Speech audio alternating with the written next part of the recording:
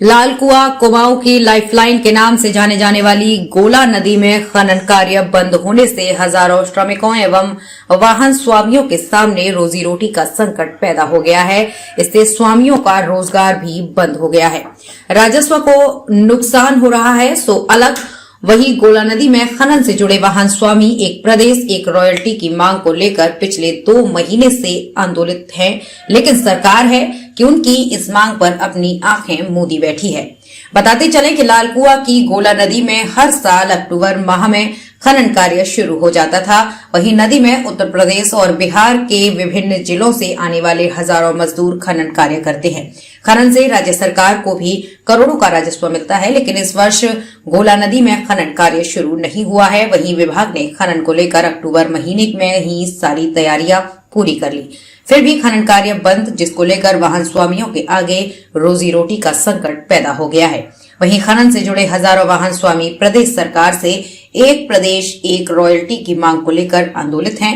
वाहन स्वामियों ने चेतावनी दी है कि पूरे प्रदेश में एक खनन नीति की व्यवस्था जब तक लागू नहीं होगी, कोई भी खनन व्यवसायी नदी में अपने वाहनों को नहीं भेजेगा।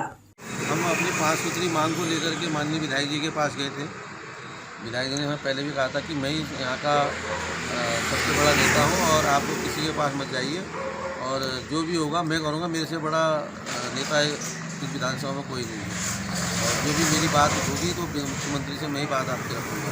हमने 3 महीने का समय पूरा माननीय विधायक जी को दिया और आज हमने माननीय विधायक जी से कहा कि जो है कि भाई आपने जो कैबिनेट में एक पत्र पास आपने करवाया कि 2 महीने का वाहन स्वामियों को एक्सटेंशन दिया गया सिलेंडर में, उस मुद्दे पर हमने माननीय विधायक जी से बात की और विधायक जी का जो व्यवहार था वो बहुत ही अभद्र टाइप का व्यवहार था और उन्होंने कहा कि जो भाई हमने किया है, तो हमने उनसे पूछा कि भाई आपने किया क्या है।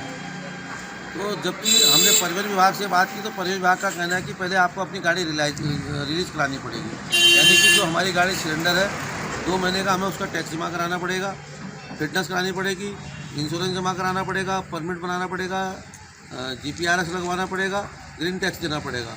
उसको लगभग उसमें हमारा खर्चा लगभग जो 88 से 90 हज़ार रुपये हमारा खर्चा आ रहा है और जब हमारा 88 से 90 हज़ार रुपये खर्चा आएगा और हम गाड़ी को रिलीज़ करा लेंगे तो उसके बाद हम गाड़ी को सिलेंडर क्यों कराएंगे। तो ये सरकार की और प्रशासन की एक व्यवस्था बनी है कि लोग फॉर्म नहीं ले रहे हैं और गाड़ियाँ रिलीज़ नहीं करा रहे हैं, तो इनको एक तरह से घेरा जाए। तो ये हमारे साथ एक अन्यायपूर्ण वाहन स्वामी के साथ अन्यायपूर्ण कार्य हो रहा है। ये गाड़ी अगर रिलीज़ करा लेंगे तो उसके बाद इनकी मजबूरी होगी, ये फॉर्म भी खरीदेंगे, गाड़ियाँ रिलीज़ भी कराएंगे और जो है नदी में गाड़ियों को चलाएंगे। तो एक मतलब ये हमको छला जा रहा है। तो उसी विषय को लेकर हम वहाँ पर गए थे, लेकिन विधायक जी ने इस प्रकार का एक व्यवहार किया।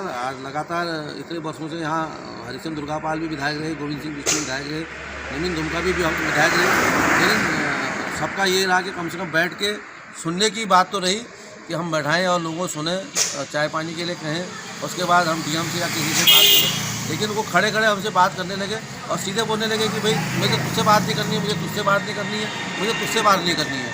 बोला हम जो मुझे मेरे पीछे गाली देता है मैं उससे बात नहीं करता हूँ। तो हमने उनसे कहा विधायक जी एक बात बताइए, 10,500 वाहन स्वामी हैं, अगर कोई किसी को गलत बोल भी रहा है तो नेता का काम तो है कि अगर कोई व्यक्ति अगर कुछ बोल भी देता है तो उसमें उसकी रिस्पॉन्सिबिलिटी है। आप एक सम्मानित व्यक्ति हैं, क्षेत्र के विधायक हैं, तो हम आपके पास न जाएँ तो कहाँ जाएँ। आपने हमको लगातार आश्वासन दिया कि भाई मेरे से बड़ा कोई नेता नहीं है, मेरी से कोई बात सुनी जाएगी। अब उनका दूसरा कथन था, मतलब उनने हमसे हमारी बात तो पूछी नहीं, कहने लगे तुम उसके पास गए और उसके पास गए। तो हमने कहा भी हम माननीय पूर्व कैबिनेट मंत्री हरिचंद दुर्गापाल के पास भी गए, नवीन दुमका जी के पास भी गए। तो नुकसान हो ही रहा है, लेकिन सरकार का भी राजस्व का नुकसान हो रहा है, क्योंकि जो 700-800 करोड़ रुपये का राजस्व निगम से जो मिला के उनको मिलता है।